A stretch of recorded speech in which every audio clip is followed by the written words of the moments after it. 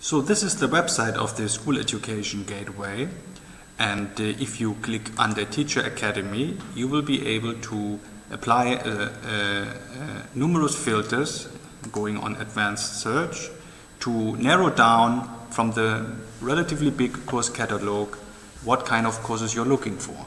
So if you're looking for science, for courses that can help improve the science education in your school by using, for example, innovative IT tools, and you could either search by country, or you apply here the filters, for example, that you put it on-site, that the topic should be, from the long list of topics you have, it should be science, maths, geography and environment.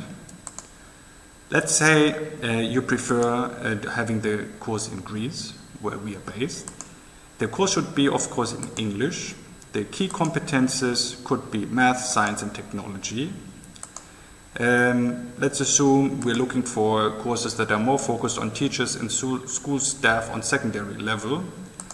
And last but not least, courses that should be after June 2017, when the eligibility periods for your project will start.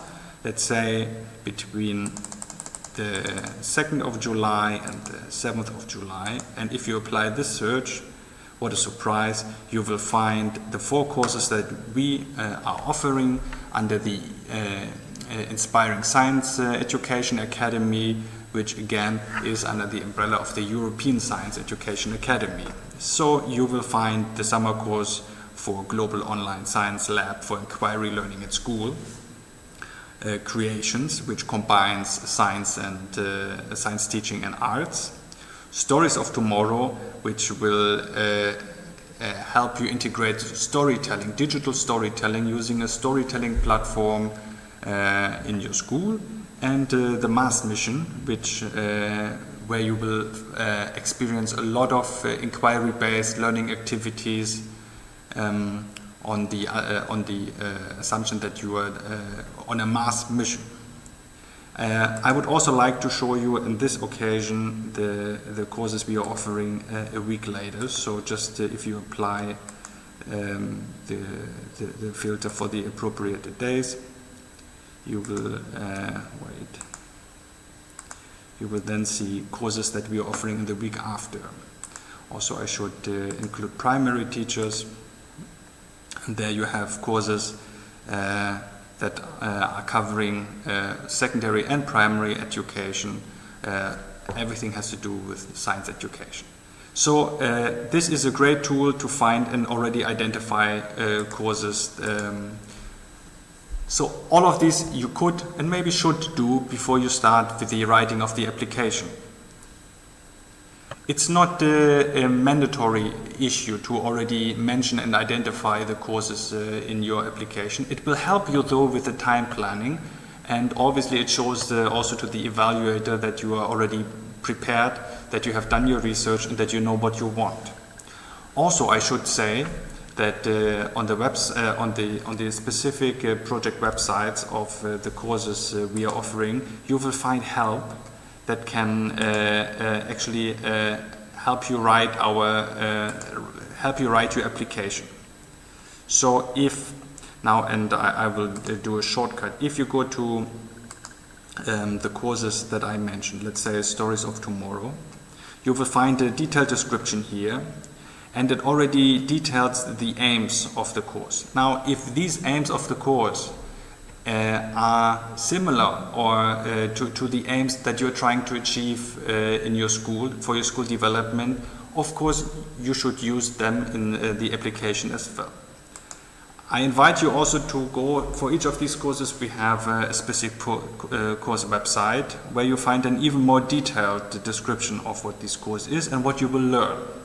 So you can, and you should, use the description that are on the websites in terms of what are the aims and what are the specific objectives, what are we trying to achieve in these courses, to use in your application and match them, if there is a match, with the aims, with the activities you're trying to achieve for your school in the application.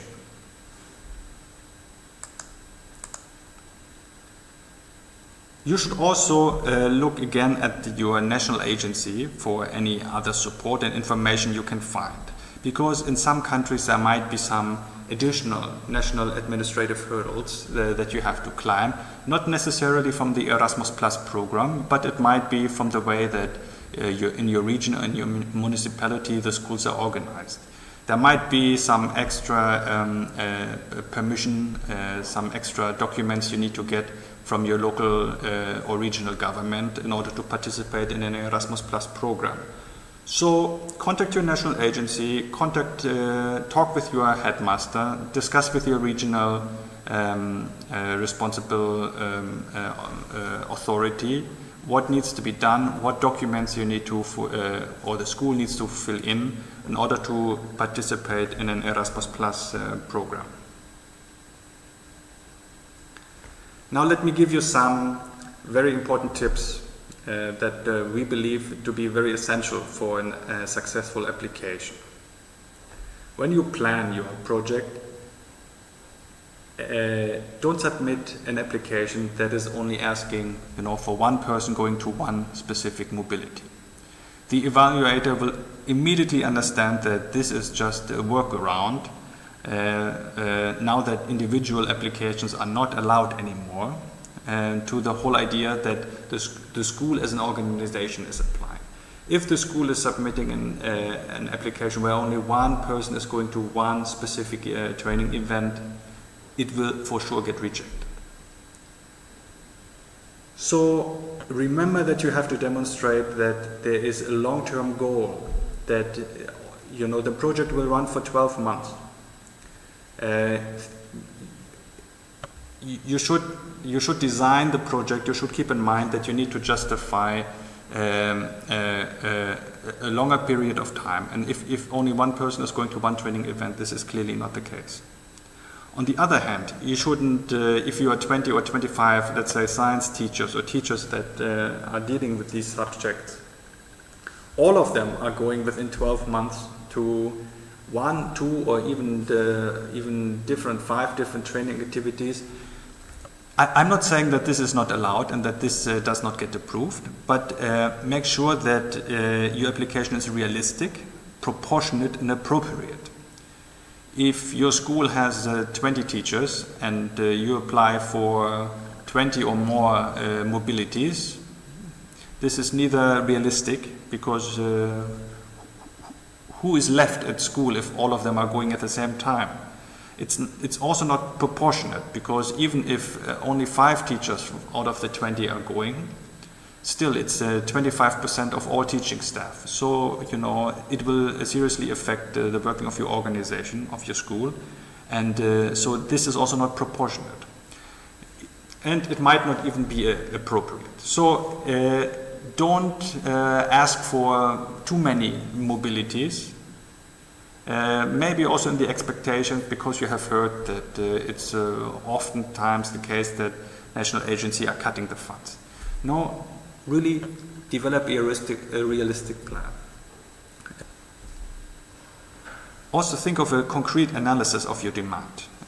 Think about what exactly is really needed for your school, and what is the professional development beyond the Erasmus program.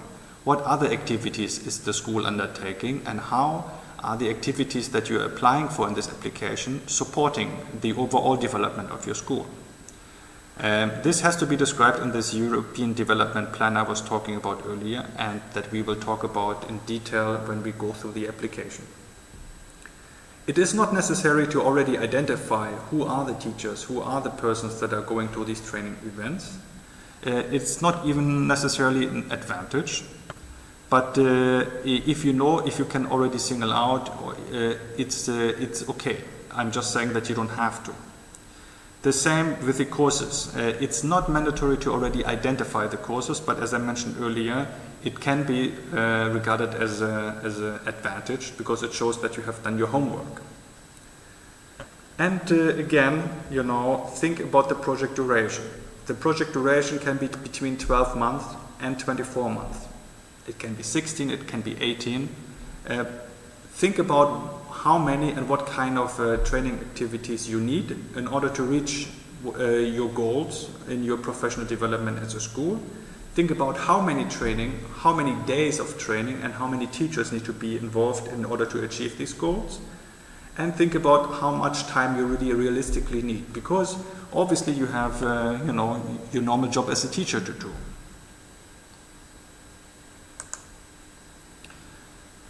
Lastly, I would like to already introduce to you the assessment criteria under which your application will be assessed.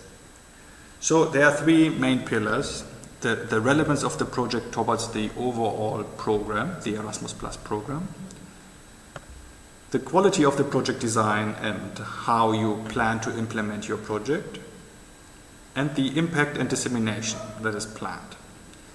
Now, I will in a future presentation go into detail in what aspects and in which section which criteria will be assessed.